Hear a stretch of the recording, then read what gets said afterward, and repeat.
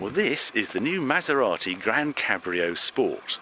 New introduction to the range. The GranCabrio in the UK has actually been Maserati's best-selling model, but this Sport is meant, I expect, will take over from the standard GranCabrio because it is very, very tasty.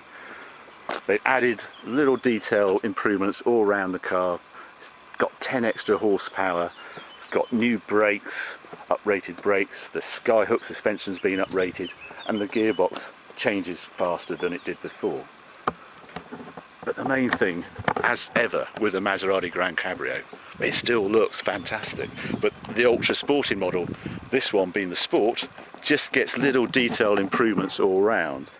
If I take you round, we've got black headlights at the front, the black grille rather than having chrome on it. Little tiny details, you can see the red stripes in the trident. Extra little bits to improve drag on the splitter, extra bit on the sill, and then round the back we have a bit of a diffuser going on with the MC Sport Pack. A really nice looking car. So that's the main differences on the outside, but what really matters is how it drives.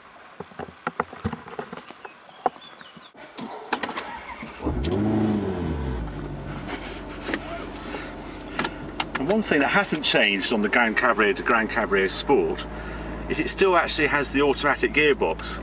The MC Shift in the Gran Turismo, there is this option of having the paddle change, which is the mechanical gearbox, automated mechanical gearbox in the rear in the transaxle, but the Sport version of this car still has the automatic gearbox. They've just speeded up the changes. Just put the windows up.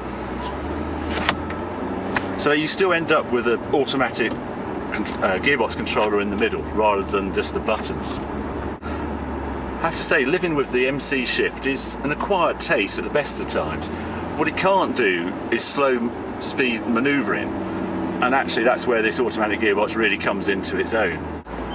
One of the other differences they've done in this car is they've introduced something called Sport Skyhook. And I have to go a bit geeky now, because Skyhook is Maserati's term for their fully adjustable dampers. And it's a funny system because it actually, when you set off and you're just driving like this, it's almost as though there's no damping at all.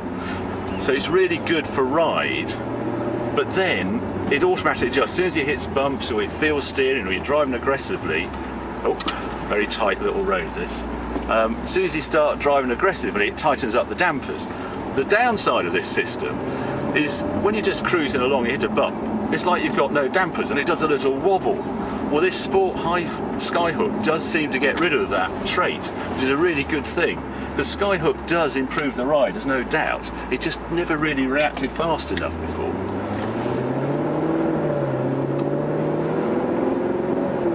You can see it's very civilised, but it has another trick up its sleeve, the Maserati GranCabrio Sport, in that for the first time in the GranCabrio you can have the Sport and the Sports exhaust. Absolutely standard, but boy does it make a difference to how you feel about the car. There's a great sounding engine, but I just love the way it's valved. So you can cruise like this, you'd never know behind this button there's this.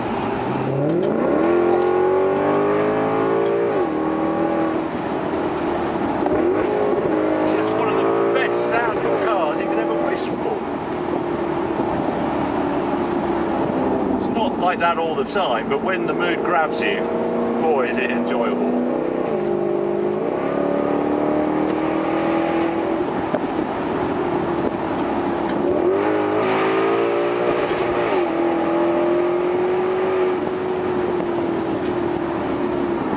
Other things I like is the lack of buffeting. We're cruising along, we're doing, let's see, 90 clicks, so about 55 miles an hour. This is extremely civilised for a big four-seater cab like this. Because it's 4 seats, normally a cabriolet like this is really quite drafty, but with the windows up, cruising along like this, there's no problem at all. If I was going to summarise what's good about this car and what's not so good about this car, well, the not so good bits first. The seats, this is quite a sporting car, but I'm sort of flopping about in this seat. They don't really grip you in any way, which is a bit of a surprise. The other thing, It's still quite heavy, this car. This is 1990 kilos, which is pretty on the porky side really. Thank goodness it's got this engine, this Ferrari engine, but the downside of that weight is it's a little bit slow to react in the corners, and it doesn't half drink fuel. When you're really gunning it, this can drink fuel like there's no tomorrow. But on the upside, it's a very, very usable four-seater cabriolet. It looks absolutely gorgeous.